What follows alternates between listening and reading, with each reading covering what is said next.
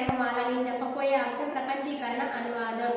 ఏ ప్రాదేశిక ప్రాంతానికైనా ఆ ప్రాంత సంస్కృతి వైభవానికి ప్రత్యక్ష రూపం భాష. ఒక ప్రాంత జీవనాడి ఆ ప్రాంత స్వజీవ భాషలోనే నిమిడీకృతమై ఉంటుంది. భాష ఒక విలక్షణమైన సాంస్కృతిక రూపం. భాష ఎంత విచిత్రమైనది అంటే ప్రతి 10 కిలోమీటర్లకు ఒక తీరాన నుడికారాలు ఉంటాయి. కొందరు భాష, మరికొందరు మాండలికం అంటారు. ఇలా విభిన్న సజీవ భాషగా ప్రజల మధ్య బ్రతుకుతుంది. భాష కేవలం భిన్న సమాజాల సంవాదానికి మాత్రమే కాకుండా ఆయా సమాజాల నాగరిక వికాసానికి చోదక శక్తి కూడా. ప్రపంచంలో భిన్నమైన భాష సంస్కృతాలు ఉన్నాయి, కానీ ఇటాలియన్ ఆఫ్ ది ఈస్ట్ అని కీర్తి కలిగిన భాష తెలుగు మాత్రమే. అందుకే విదేశీయుల సైతం కూడా ఆకర్షించిన భాష మనది. అమోఘమైన చరిత్ర మన తెలుగుకు ఉన్నది. దానికి కారణం అపారమైన భాషా భాండాగారం తెలుగు స్వత్వం. నీరు నిశ్చలంగా ఉంటే అది మన అవసరాలకు ఉపయోగపడదు. పారే సెలయేరు మాత్రమే స్వచ్ఛంగా ఉంటుంది. అలాగే ఒక భాష ఒక ప్రాంతానికి పరిమితమైతే దాని వికాస పరిమితి విస్తరణం కాదు. ఒక భాష మరొక భాష మధ్య మార్పిడి ఉన్నప్పుడు మాత్రమే దాన్ని విస్తరించడానికి అవకాశం ఉంటుంది.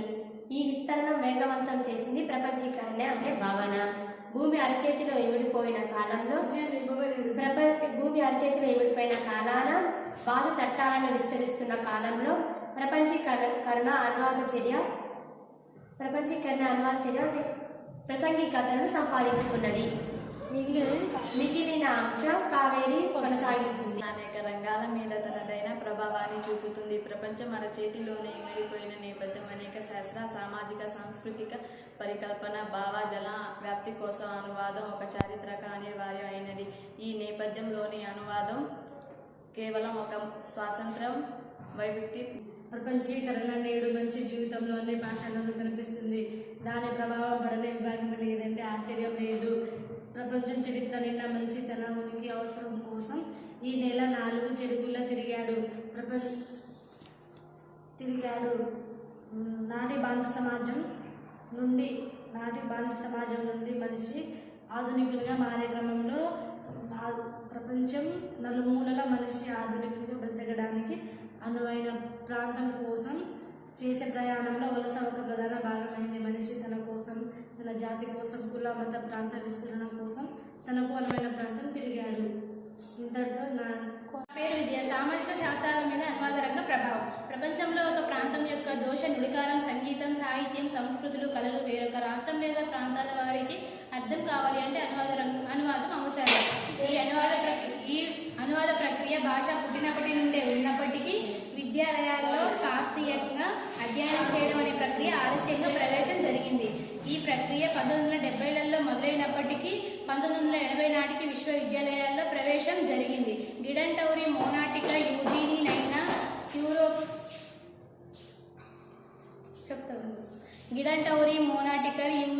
జేసి కార్డ్పోర్ట్, యూజీని నైనా లాంటి శాస్త్రవేత్తలు ప్రపంచవ్యాప్త విస్తరణ కోసం కృషి చేశారు.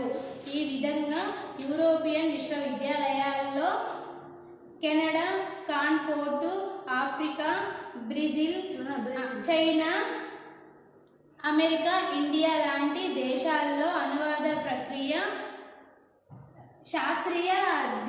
శాస్త్రీయ పద్ధతిలో అధ్యయనం మరియు పరిశోధనలు మొదలుపెట్టారు. మధ్యలో వీళ్ళు రావడం వల్ల దొరికింది. మిగిలినది దివ్యశ్రీ కొనసాగిస్తుంది. 1960 తర్వాత వేగవంతమైన సామాజిక మాధ్యమాల మార్పును ప్రాచుర్యం మరియు ఎలక్ట్రానిక్ మీడియా శక్తివంతమయ్యింది. దీని వలన ప్రపంచవ్యాప్తంగా వివిధ సంస్కృతులు ప్రజల్లోకి వేగవంతమయ్యాయి. అదే క్రమంలో అనువాద రంగం విశ్వవిద్యాలయంలోకి ప్రవేశించింది. అనువాద రంగం మరియు ప్రాచుర్యం ఒకదానిపై మరొకటి ఆధారపడి ఉంటుంది. అనేక మార్పులు చోటు చేసుకుంటాయి. శాస్త్ర సాంకేతిక రంగంలో అనేక మార్పులు చోటు చేసుకుంటాయి. ప్రపంచవ్యాప్తంగా పెరిగిన సాంకేతిక భావజాలం మూడో ప్రపంచ దేశానికి ప్రవేశించే క్రమంలో ఆయా దేశ భాష సంస్కృతులు ఆయా సాంకేతిక భాషిక పదజాల వ్యాప్తి అని వ్యర్థమైంది.